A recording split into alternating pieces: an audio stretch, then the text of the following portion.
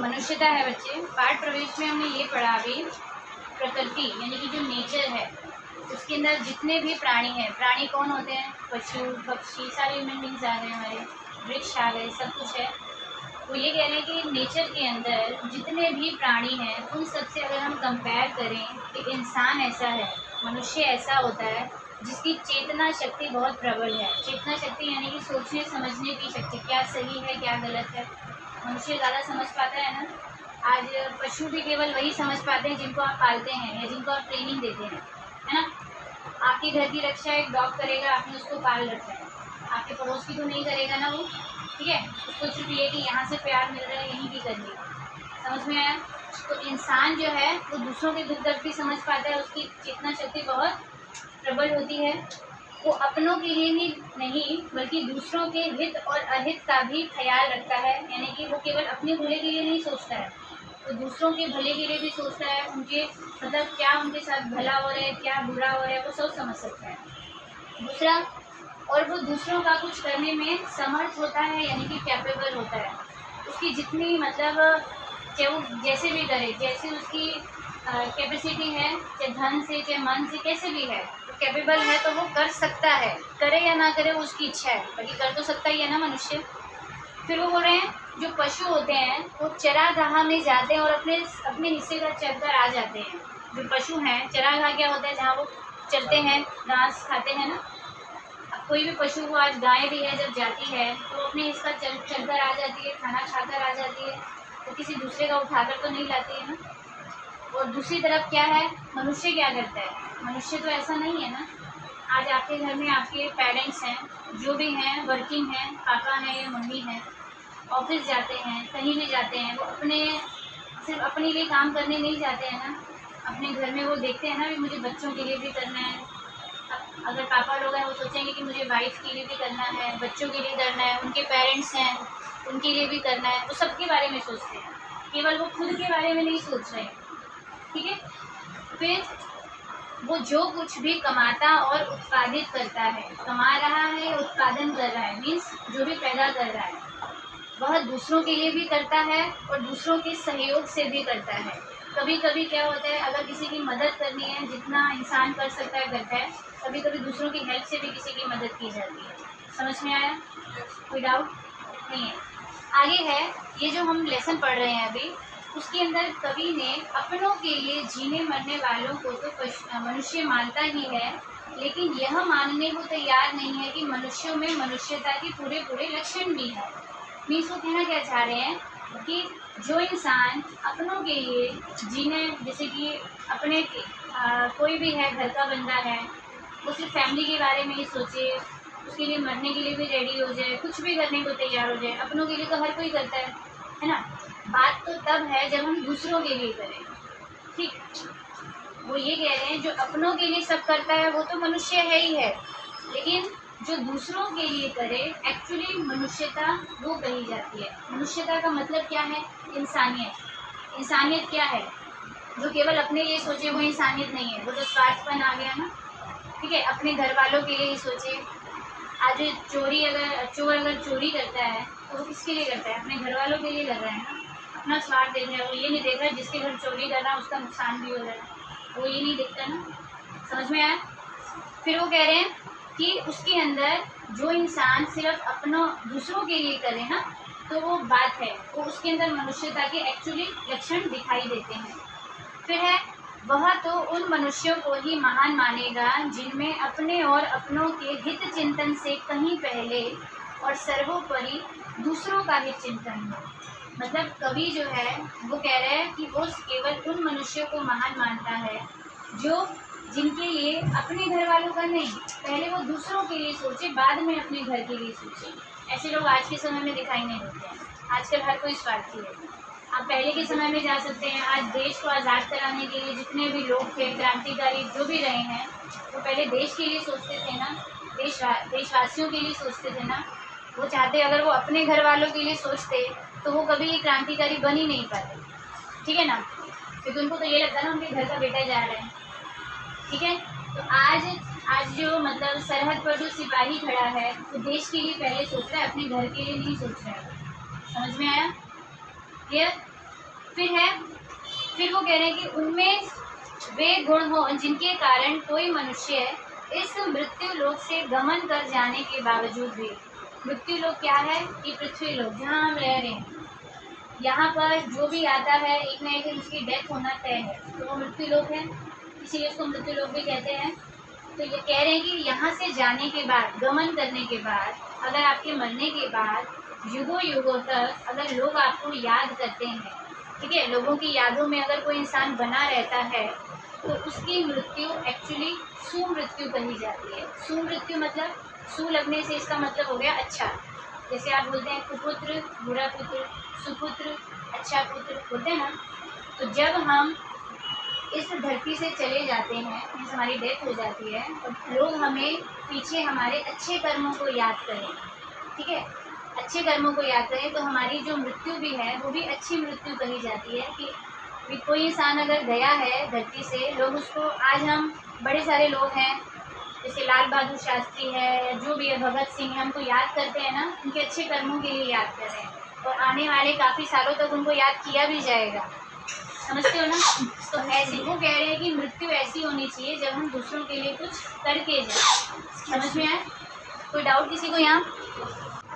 देखो, मनुष्यता, मैंने आपको बताया मनुष्यता का मतलब इंसानियत, ठीक। और ये पोएम एक्चुअल में बहुत अच्छी है। अगर मैं बोलूँ कि कुछ पोएम्स होती है ना, मतलब याद रहती हैं, अगर आपने कहीं कंपटीशन में भी अगर कभी जाना हो, तो मैं चाहूँगी कि आप ये पोएम भी बोलेंगे ना, बहुत अच्छी लगेगी। और बोलना भी ऐसे नहीं है, जोश के साथ बोलना है, ठीक। एक्चुअल में बहुत अच्छी है। विचार लो कि मृत्यु हो ना मृत्यु से डरो करो। मृत्यु का मतलब आपने पढ़ा होगा मरणशील। मरणशील यानी कि जो चीज़ का मरना तय है। आज हम पैदा हुए हैं तो हम एक ना एक दिन मरेंगे ज़रूर, ठीक। जो चीज़ मरणशील है वो ये कहना चाह रहे हैं कि विचार लो, आप इस चीज़ को समझ लो, ठीक, विचार कर लो कि आप मरणशील हैं, ठीक है, यानी कि आपको मरना तो तय है, तो इसीलिए हमें कभी भी मृत्यु से डरना ही नहीं चाहिए। समझ में आया? क्योंकि कभी कभी लोग क्या होते हैं, किसी की मदद करने से भी डरते हैं, भी कहीं है मुझे कुछ नहीं हो जाए, अभी होता है ना। आज कोरोना टाइम में भी ऐसे ही हुआ था, लोग एक दूसरे से दूर भागते थे ना, फिर मेरे को हो गया तो मेरी, है ना। लेकिन जिसका समय, जब इंसान पैदा होता है ना, उस दिन उसकी डेथ डेट कहते हैं लिख ली जाती है। तो जिस दिन आपकी डेथ होनी है उसी दिन होनी है। ये मत सोचिए कि किसी के मदद करने से जाएगी, तो ऐसा तो पॉसिबल नहीं है। आगे वो बोल रहे हैं कि मरो परंतु यो मरो की याद जो करे सभी। अभी अभी मैंने बोला कि इंसान, वो कभी ये कहना चाह रहा है कि जब हम मरते भी हैं, हमारी मौत भी ऐसी होनी चाहिए कि हमारे मरने के बाद लोग हमें याद करें। याद भी किस लिए करें? हमारे अच्छे कर्मों के लिए। ये नहीं कि किसी के मरने के बाद लोग बोलें यार अच्छा हुआ मर गया, वैसी वाली बात नहीं ना। तो मतलब अच्छे कर्मों के लिए याद किए जाएं, वो ज़्यादा इम्पोर्टेंट है। हुई न यो सुमृत्यु तो वृथा मरे वृथा जिए, मरा नहीं वही कि जो जिया ना आपके लिए। कवि कह रहे हैं जब इंसान किसी दूसरे के लिए पूरी लाइफ अगर जिया ही नहीं हो, उसने किसी के लिए पूरी ज़िंदगी कुछ किया ही नहीं हो, तो उसकी कभी सुमृत्यु तो होगी नहीं, अच्छी मौत कहाँ नहीं जाएगा, तो उसका जीना भी वृथा हो जाएगा। वृथा यानी कि बेकार, उसका जीना भी बेकार हो जाएगा और मरना भी बेकार हो जाएगा। जीना बेकार कैसा हुआ?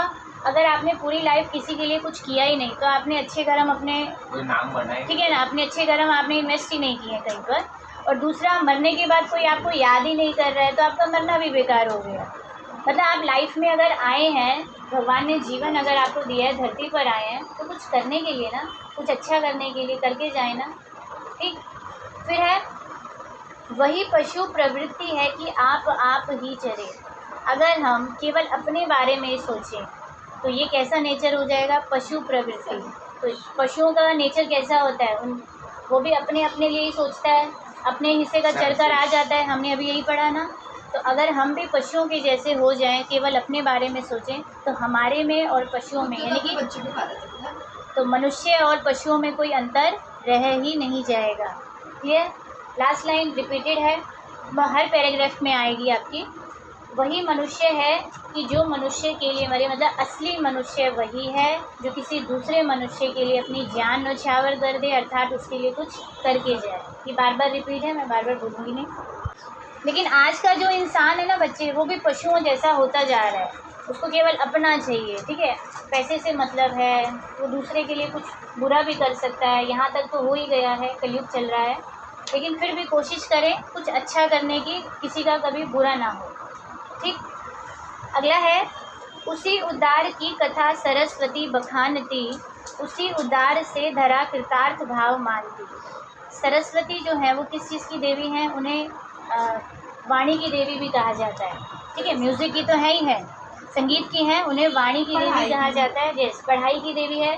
तो वो कह रहे हैं कि सरस्वती माँ भी उसी उद्धार व्यक्ति की कथाओं का गुणगान करती है। बखान यानी कि गुणगान करती है, किसका? उद्धार व्यक्ति जो दूसरों के लिए कुछ करता है, दूसरों पर दया करता है। और धरती, धरा जो है, वो भी ऐसे व्यक्ति का कृतार्थ मानती है, मतलब धरती को भी अच्छा लगता है कि ऐसा एक इंसान जो दूसरों की मदद करता है, उसने इस धरती पर जन्म लिया है। उसे भी अपने आप पर, धरती को भी प्राउड फील होता है, गर्व होता है कि ऐसा इंसान धरती पर आया है। वरना कुछ लोग ऐसे होते हैं जो दूसरों का केवल बुरा करते हैं, तो धरती को भी अफसोस होता होगा कि ऐसा बंदा धरती पर पैदा ही क्यों हुआ, ठीक है। तो कृतार्थ भाव मानती यानी कि उसको, वो उसी उदार व्यक्ति का उपकार मानती है कि वो दूसरों का जब भला करता है। उसी उदार की सदा सजीव कीर्ति पूजती, उसी उदार को समस्त सृष्टि पूजती। अब ऐसा अगर उदार व्यक्ति होगा जो दूसरों के लिए हर बार सोचेगा, तो उसी व्यक्ति की सदा यानी कि हमेशा सजीव, मतलब कि जो चीज़ एक तरह से ज़िंदा रहती है, क्या? कीर्ति मतलब फेम, यश, प्रसिद्धि। तो पूरे संसार भर में ऐसे उदार व्यक्ति की जो प्रसिद्धि भी होती है, मतलब हर सब जगह, मतलब कि उसकी गुंजन सुनाई देती है, गुण सुनाई देती है। फिर है, उसी उदार व्यक्ति को समस्त सृष्टि, पूरा संसार जो है, पूरी पृथ्वी ऐसे ही उदार व्यक्ति को पूजता है। समझ में आया? जैसे आज के समय में देखिए, चलो पुराने जो थे सो थे, हम पढ़ेंगे उनके बारे में। रिसेंटली अगर हम देखें तो कौन है, फिल्म स्टार में सोनू सूद के बारे में बहुत सुनते हैं। वो बहुत ज़्यादा दूसरों का भला करता है, दान बहुत करता है। हालांकि वो बहुत बड़ा हीरो नहीं है, और भी बहुत से हैं, लेकिन फिर भी वो बहुत आगे रहता है, एक्टिव है इस मामले में। हर तरह से कोरोना टाइम में लगा लो, या कहीं बाढ़ आती है तो भी सबसे आगे वो रहता है। अखंड आत्मभाव जो असीम विश्व में भरे। अखंड मतलब होता है बच्चे, जिसके टुकड़े नहीं हो सके, खंडित ना कर सके जिसे आप। भाव मतलब फीलिंग, है ना। और असीम विश्व, पूरे संसार भर में। तो पूरे संसार में जो अखंडता का भाव भरे, यानी कि ऐसी लोगों के अंदर भावना को जगाए। जैसे आज हर जगह आप देखते होंगे, हम टीवी में भी सुनते हैं, जब भी आप टीवी ऑन करोगे हिंदू मुस्लिम के ज़्यादा डिबेट्स सुनने को मिलते हैं। मतलब धर्म की बात होती है, मतलब हमेशा अलग होने की बात हो।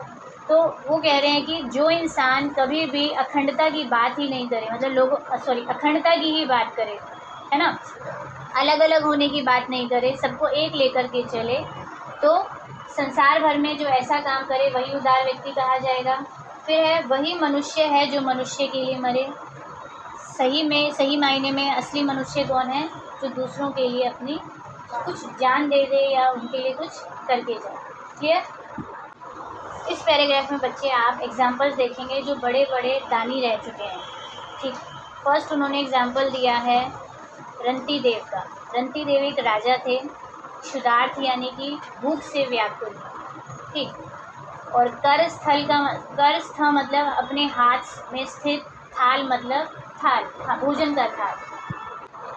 तो उस समय क्या होता था, राजा लोगों का युद्ध चलता था, काफ़ी लंबा लंबा युद्ध चलता था, कई बार तो दिनों महीनों ऐसे ही चलते थे ना। तो काफ़ी समय के बाद, जब बहुत लंबे युद्ध के बाद राजा खाना खाने बैठे, वो बहुत ज़्यादा भूखे थे, ऐसा सुना है स्टोरी में, बहुत भूखे थे। जब वो खाना खाने के लिए बैठे तो उनके सामने कोई भूखा आया, वो भी भूख से व्याकुल था, हाँ। तो उन्होंने अपना, हालांकि खुद भूख से व्याकुल है, काफ़ी समय से उन्होंने भी खाना नहीं खाया, फिर भी उन्होंने अपने हाथों से अपना भोजन का थाल उन्हें दे दिया था, दान में दे दिया था, इसीलिए उनका नाम आया है, ठीक। देखो, वैसे भोजन देना कोई बड़ी बात नहीं है, लेकिन जो बंदा खुद बहुत समय से भूखा हो उसके लिए बहुत बड़ी बात है। और ऊपर से एक राजा है, राजा बोल सकता था ना दूसरों को भी तुम दे दो, लेकिन उन्होंने अपना ही भोजन दे दिया।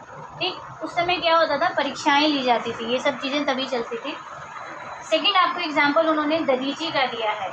दधीची एक ऋषि थे, ठीक है। उन्होंने अपनी हड्डियां दान में दी थी, अस्थि जाल, अस्थियों का जाल मतलब हड्डियों का जो रिब केज आप जिसको बोलते हैं, उसे दिया था। उसकी क्या स्टोरी है, एक राक्षस था, मुझे राक्षस का नाम नहीं पता, याद नहीं है। तो इंद्रदेव उस समय उसके साथ युद्ध कर रहे थे, युद्ध काफ़ी लंबे समय से चल रहा था। एक्चुअली उस राक्षस को ये वरदान था, वो किसी भी अस्त्र या शस्त्र से मरेगा नहीं, ठीक। तो ऐसा करते करते जो भी होगा, उनको जैसे पता लगा होगा, वो दधीची ऋषि के पास गए होंगे। तो उन्होंने बोला था ये किसी भी अस्त्र या शस्त्र से मरने वाला नहीं है, पूरी पृथ्वी नष्ट हो जाएगी, भी कुछ कीजिए। तब उन्होंने अपने प्राणों का त्याग कर दिया था दधीची ऋषि ने, क्योंकि जब उन्होंने अपने प्राण त्यागे थे तो उनके शरीर से जो हड्डियाँ निकली थी, उन हड्डियों से एक अस्त्र बनाया गया था और उसी अस्त्र से उस राक्षस को मारा गया था, उसका नाश किया गया था। नहीं, अस्त्र से तो नहीं मरेगा, वो बराबर है आपकी बात। मैंने क्या बोला, अस्त्र से नहीं मरेगा, ना शस्त्र से मरेगा, मतलब कोई तलवार से नहीं, कोई चाकू से नहीं, किसी चीज़ से नहीं मरेगा। तो तभी तो उन्होंने अपने प्राणों का त्याग दिया। उनकी हड्डियों से जो एक अस्त्र बनाया गया, उससे उसकी मृत्यु हुई। लाइन को बच्चे वापस समझे कि दधीची ने परार्थ, पर प्लस अर्थ है, दूसरों के लिए, अर्थ मतलब के लिए, अस्थि जाल, अपनी हड्डियों का जाल तक दान में दे दिया था। समझ में आया। थर्ड हमारा है, उशीनर क्षितिज ने स्वमास दान भी किया। क्षितिज यानी कि राजा को कहते हैं, उशीनर जगह का नाम है। तो उशीनर के जो राजा थे, उन्होंने अपना मांस दान में दे दिया था। अब वो क्या है, मांस कैसे दिया। एक्चुअली क्या हुआ था, एक बाज था, उसने एक शिकार किया था कबूतर का, ठीक। तो कबूतर का जब उसने शिकार किया तो वो कबूतर जो था वो उस राजा के पास आकर के गिर गया था। तो जब बाज उसको लेने के लिए आया तो वो बहुत दयावान था, तो उन्होंने बाज को कहा कि मुझे, ये मेरी शरण में आया है तो मुझे इसकी रक्षा करनी है। तो उन्होंने बोला कि इसकी वजन के जितना मांस मैं तुम्हें दान में दे देता हूँ। तो उन्होंने अपना हाथ काट करके बाज को दे दिया। एक्चुअली उस समय, हाँ, तो एक्चुअली वो परीक्षा लेने के लिए आए थे, वो कोई ना कोई भगवान के रूप में आते थे परीक्षा लेने के लिए। वो बाज भी किसी न किसी का रूप धारण किया हुआ था, लेकिन स्टोरी यही है कि उन्होंने एक कबूतर की रक्षा के लिए अपना हाथ काट कर दे दिया था। तो उन्होंने अपना मांस दान में दिया था, आज के समय में कोई नहीं करता, ठीक। फिर है, सहर्ष वीर कर्ण ने शरीर चर्म भी दिया। अब कर्ण के बारे में सबको पता है, महाभारत के कैरेक्टर हैं। उनकी बॉडी से वो क्या था, अपना कवच चिपका हुआ था बॉडी से, ठीक है ना। तो महाभारत के युद्ध में जब पांडवों को लगा था कि वो कौरवों को पूरी तरह से हरा नहीं पाएंगे, क्योंकि कौरव की तरफ कर्ण थे, तो उन्होंने कर्ण बिना कवच के ही मर सकते थे, जब तक कवच था वो भी नहीं हरा सकते थे। तो उन्होंने जो भी है एक रचना रची थी, इंद्रदेव आए थे, उन्होंने कर्ण से उनका कवच और कुंडल मांग लिया, क्योंकि कर्ण भी बहुत बड़ा दानी कहा गया है। जब वो सूर्य उदय होता है, ठीक है ना, सूर्य को जल चढ़ाने के लिए जब वो जाता था, उस समय उसको जो भी फर्स्ट पर्सन मिलता था, वो उससे जो भी मांगता था, कर्ण उसको वो दे देता था, भले कुछ भी मांगे, वो कभी ना नहीं करता था। तो इंद्रदेव उसी समय उसके पास पहुंच गए और उन्होंने उनसे उनके कवच और कुंडल मांग लिए थे। एक तरह से वो उनकी प्रोटेक्शन थे, हाँ। तो जब उन्होंने अपना कवच उतारा था तो उनकी बॉडी से वो पूरा चमड़ी भी, हाँ यस, चमड़ी भी उतर गई थी, ठीक है ना। इसीलिए कहा गया है कि सहर्ष, हर्ष मतलब खुशी, स मतलब साथ। तो वीर कर्ण ने खुशी के साथ अपने शरीर का चमड़ी तक दान में दे दी थी। फिर है, अनित्य देह के लिए अनादि जीव क्या डरे। अनित्य यानी कि नित्य मतलब होता है जो हर रोज़ होता है, अनित्य यानी कि जो हर रोज़ नहीं रहने वाला, मीन्स जो मरणशील है, जो हमेशा नहीं रहने वाली है। जैसे कि पहले भी एक वर्ड आया था, मृत्य मीन्स मरणशील, ठीक। मरणशील को आप नश्वर भी कह सकते हैं, जो चीज़ नष्ट होने वाली है। तो इंसान का जो देह है, शरीर है, वो एक ना एक दिन तो नष्ट होना ही है, ठीक है, सबका होना है। जब हमारी मृत्यु होती है वो जला दिया जाता है, नष्ट हो जाता है। फिर वो बोल रहे हैं अनादि जीव क्या डरे, जो हमारे अंदर की जो आत्मा है वो कभी मरती नहीं है। ऐसा ही कहा जाता है ना, जब इंसान की डेथ होती है तो उसमें से आत्मा निकल जाती है और आत्मा निकल के जो भगवान है वो उसको किसी दूसरे शरीर में ट्रांसफ़र कर देते हैं, यही चलता है। तो मतलब इंसान की जो आत्मा है वो कभी मरती नहीं है, अनादि है ना। तो वो ये कहना चाह रहे हैं कि जो शरीर हमेशा रहने वाला ही नहीं है, अनित्य है, तो उसके लिए इस जीव को यानी कि एक तरह से आत्मा को जो कि अनादि है उसे डरना क्यों है, उसे डरना नहीं चाहिए।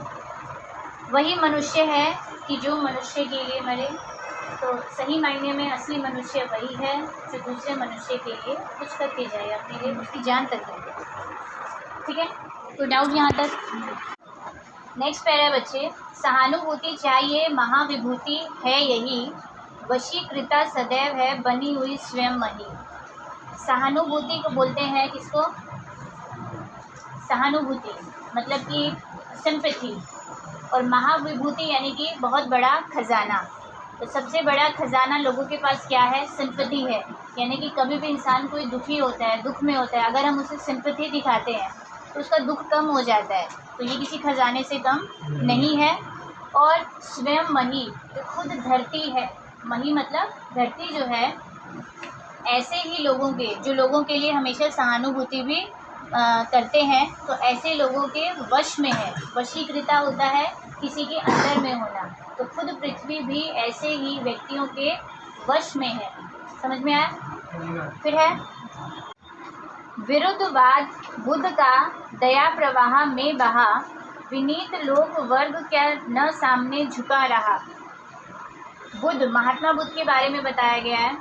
उस समय क्या हुआ था कि महात्मा बुद्ध ने करुणावश यानी कि एकदम बोलेंगे ना इमोशनली, ठीक, इमोशनली उस समय जितने भी एक कह सकते हैं जो भी पारंपरिक मान्यताएं थी, आप ये कह सकते हो रीति रिवाज कह लीजिए, जो भी था उनका बड़ा ही करुणावश उनका विरोध किया था, विरुद्धवाद, ठीक, उनका उन्होंने विरोध किया था। और दया प्रवाह यानी कि करुणा से उन्होंने ऐसा कोई लड़ाई झगड़ा नहीं किया था, उन्होंने बड़े प्रेम से उस समय की रीतियों का विरोध किया था और लोगों ने जल्दी जल्दी उनको एक्सेप्ट नहीं किया था, है ना। लेकिन जब उन्होंने करुणावश लोगों को समझाया, लोगों को बताया, उसके सही और गलत मायने जो भी था उन्होंने अपने तरीके से समझाया, तो विनीत लोक वर्ग क्या सामने ना झुका रहा। पूरा संसार जो था वो विनीत होकर यानी कि नतमस्तक हो गया था उनके आगे। यानी कि उन्हें भी समझ में आया था कि जो महात्मा बुद्ध का रास्ता है, शांति का रास्ता है, वो एकदम सही रास्ता है। मतलब वो उनकी बातों को समझने लग गए थे, ठीक है। क्योंकि अगर हम किसी भी समाज की पुराने रीति रिवाजों का विरोध करते हैं तो लोग अक्सर हमारे अगेंस्ट हो जाते हैं ना। तो उस समय लोग उनके अगेंस्ट हुए थे, लेकिन बाद में सबको समझ में आया तो सब उनके सामने विनीत मतलब नतमस्तक हो गए थे, झुक गए थे। क्लियर। संसार भर के लोक वर्ग, आहा वही उदार है परोपकार जो करे। सिंपल है भी, खुशी की बात ये क्या है, जो दूसरों पर उपकार करता है, परोपकार करता है, वही उदार है। यानी कि उदार व्यक्ति होता है, मतलब जिसके अंदर दूसरों के लिए दया की भावना होती है, वही उदार व्यक्ति होता है। वही मनुष्य है कि जो मनुष्य के लिए मरे। रिपीट, असली मनुष्य वही है जो दूसरे मनुष्य के लिए अपनी जान दे दे, कुछ करे उसके लिए। क्लियर।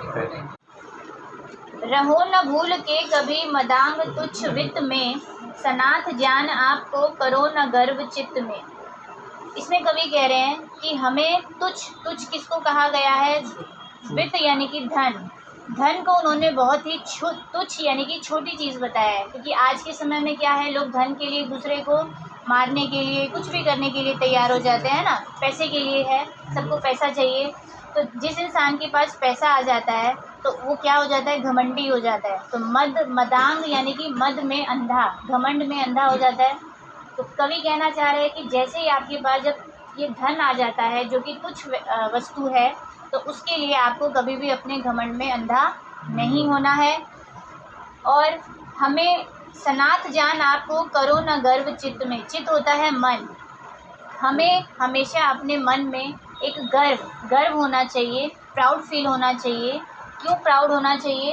क्योंकि सनात, सनात यानी कि भगवान आपके साथ हैं। अगर किसी के पास कुछ नहीं है तो उस इंसान को कभी ये भी नहीं सोचना चाहिए कि मेरे पास कुछ नहीं है, क्योंकि भगवान सबके साथ होता है। सनात, उसके साथ नाथ हैं, भगवान हैं। तो इस चीज़ को लेकर आपको हमेशा प्राउड फील होना चाहिए, अपने आप के अंदर गर्व महसूस करना चाहिए। अनाथ कौन है, यहाँ त्रिलोकनाथ साथ है। कवि कह रहे हैं कि धरती के ऊपर कोई भी इंसान अनाथ नहीं है, यानी कि जिसका कोई सहारा नहीं होता। अनाथ समझते हो ना? तो वो कह रहे हैं कि जब त्रिलोकनाथ, पूरे तीनों लोगों का जो स्वामी है, जब वो भगवान ही हमारे साथ है, तो फिर हम अपने आप को अनाथ क्यों कहते हैं? हम अनाथ है ही नहीं, वो हर दुख सुख में हमारे साथ होता है। दयालु दीन बंधु के बड़े विशाल हाथ हैं। जो हमारा त्रिलोकनाथ है, यानी कि जो परमात्मा है, वो बहुत ही दयालु है, सब पर कृपा करता है, किसी के साथ बुरा नहीं करता। दीन बंधु है, दीन बंधु यानी कि दीनों का बंधु यानी कि मित्र, गरीबों का वो मित्र है। ठीक, बहुत ही दयालु है, गरीबों का वो मित्र है, दोस्त है, और उसके बहुत लंबे विशाल हाथ हैं, मतलब कि वो अपने हाथों से सबकी मदद करता है। तो कभी भी इंसान को यहाँ पर घबराने की ज़रूरत नहीं है। अतीब भाग्यहीन है अधीर भाव जो करे। अब कवि कह रहे हैं कि वो इंसान बहुत ही भाग्यहीन है, यानी कि दुर्भाग्यशाली है। अब दुर्भाग्यशाली क्यों कहा है? जो अपने अंदर अधीरता का भाव धरता है। अधीरता यानी कि जिसके अंदर पेशेंस ही नहीं है। कभी थोड़ा दुख आया, भगवान को कोसने लग गया, दूसरों को भला बुरा कहने लग गया, तो उसके अंदर अधीरता ही है ना। धीरज वो खो बैठता है, गुस्से में आके किसी को भी अनाप शनाप बोल देता है। ठीक है, कई तो लोग होते हैं भगवान तक को भी गाली गलौज करने लग जाते हैं, भी तुमने मेरे साथ क्या किया, मैंने क्या, है ना। तो वो ये कहना चाह रहे हैं कि जो इंसान अधीरता का भाव रखता है वो बहुत ही दुर्भाग्यशाली है। ठीक है, फिर है वही रिपीट लाइन, वही मनुष्य है जो मनुष्य के लिए है। क्लियर? अनंत अंतरिक्ष में अनंत देव हैं खड़े। अब जो हमारा अंतरिक्ष है, अंतरिक्ष यानी कि यूनिवर्स लगा लो, स्पेस लगा लो, सोलार सिस्टम, जो मर्जी लगा लो, अंतरिक्ष है, आकाश है, वो अनंत है, अनंत फैला हुआ है, कोई लिमिट नहीं है। तो वहाँ पर अनंत देव खड़े हैं जिनकी कोई लिमिट ही नहीं, इतने सारे देवता हैं, सब ऊपर हैं। तो वो कह रहे हैं समक्ष ही स्वबाहु जो बढ़ा रहे बड़े बड़े। स्वबाहु, स्व यानी कि अपने, बाहु यानी कि बाजुएं, यानी कि जब इंसान कोई मुसीबत में होता है, अगर वो अच्छा पर्सन है, अगर वो बुरा नहीं है, ईमानदार है, लोगों का भला करता है, तो खुद अनंत देव जो हैं, इतने सारे देवता जो हैं, वो अपनी बाजुओं को बढ़ा रहे हैं उन लोगों की मदद के लिए। मतलब सामने ही भगवान खुद आकर उनकी मदद करता है अपने बाजुओं से। मतलब ठीक है, समझ में आया? अपने हाथ आगे बढ़ाकर उनकी मदद करना चाहते हैं, तो उन्हें घबराने की ज़रूरत नहीं होती है। परस्पर अवलंब से उठो और बढ़ो सभी। परस्पर यानी कि आपस में, अवलंब यानी कि अवलंब कह सकते हैं आप सहारा लेकर के, यानी कि कोई भी इंसान धरती पर अकेला नहीं होता है ना, किसी न किसी की मदद, हमें आपस में एक दूसरे की मदद करनी है, सहारा लेना है। मतलब कब सहारा लेते हैं हम? जब हम दुख में होते हैं, है ना।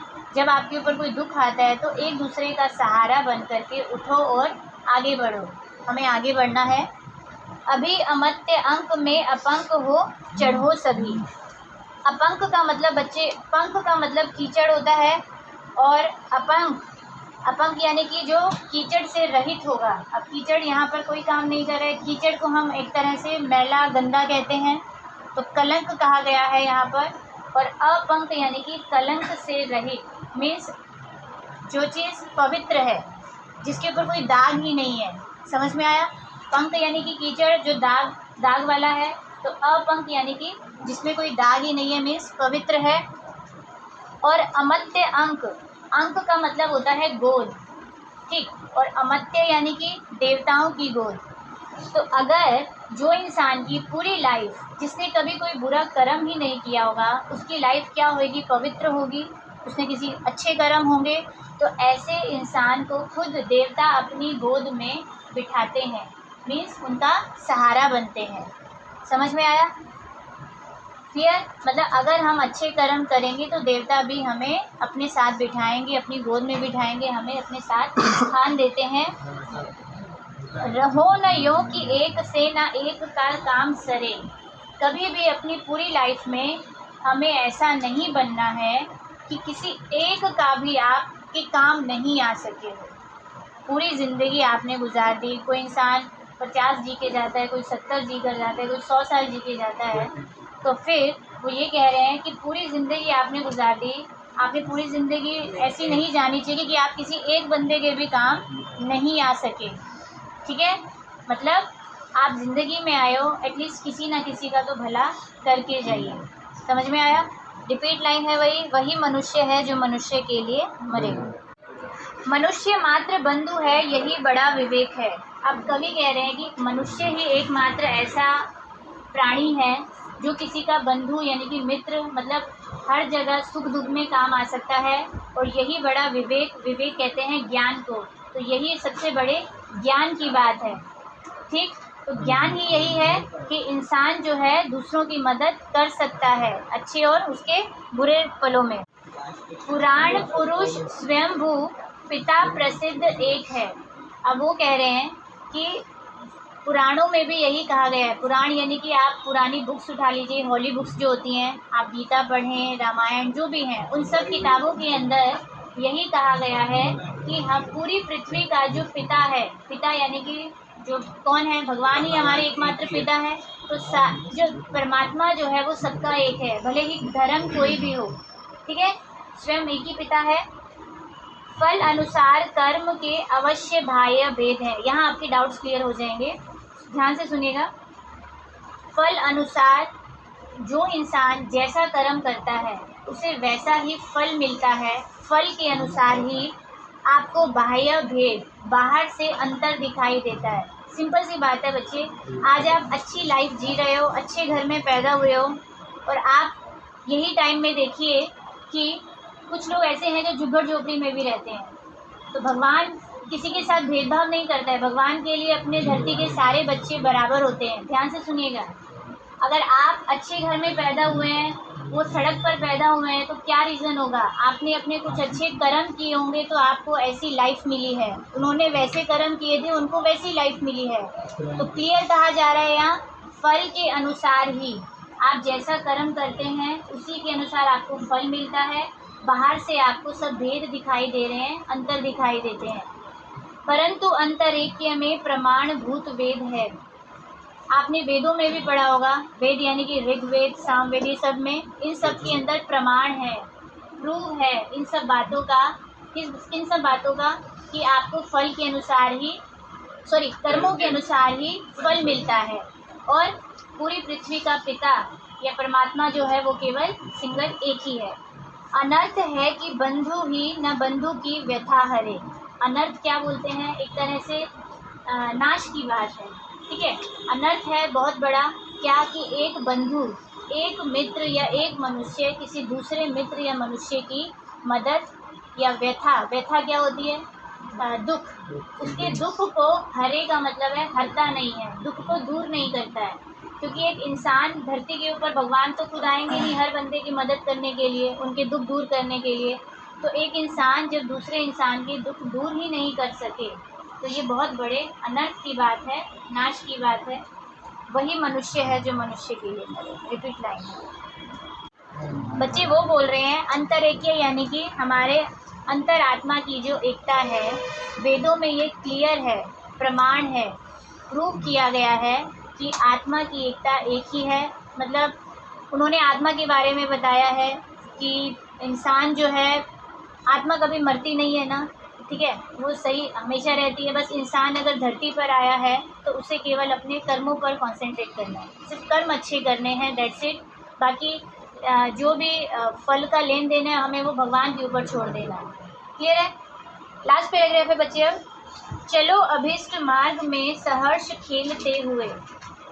अभिष्ट का मतलब होता है इच्छित, जिस मार्ग पर आप चलना चाहते हैं, जिस लक्षित मार्ग पर आप जाना चाहते हैं, सहर्ष खुशी के साथ, ठीक, खेलते खेलते हुए, मतलब हमें खुशी के साथ हंसते खेलते हुए अपने लक्षित या फिर इच्छित मार्ग की ओर केवल आगे बढ़ना है।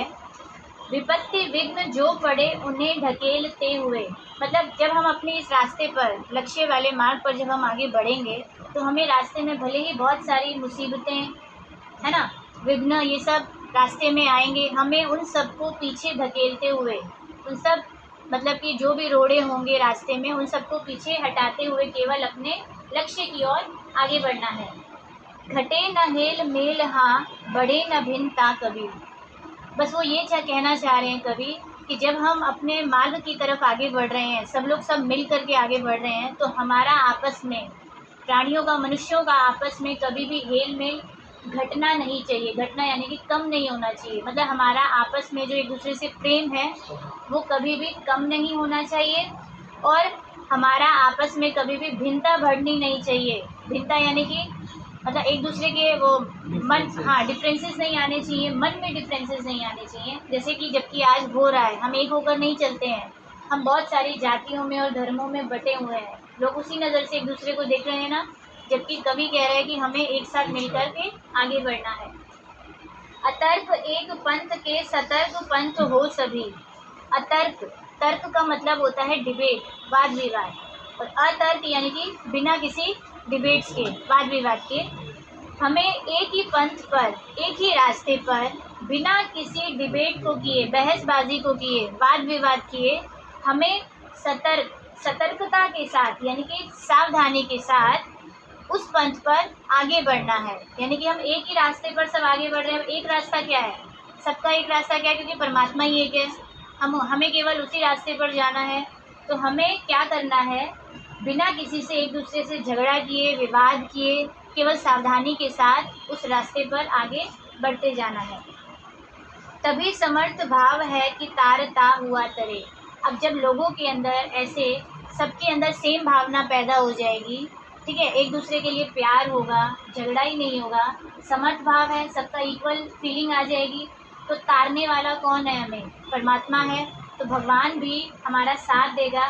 अगर हम जिन भी मुसीबतों में होंगे या जहाँ पर भी हमें जाना है, तो वो हमें पार लगा ही देगा। तो तारने वाला भी हमें तभी तारता है, यानी कि हमें पार तभी वो लगाएगा हमारी मंजिल की तरफ, जब हम ये सब कार्य करेंगे, अच्छे कार्य करेंगे, लोगों के साथ मिलजुल कर कार्य करेंगे। लास्ट लाइन रिपीट, वही मनुष्य है जो मनुष्य के लिए मरे।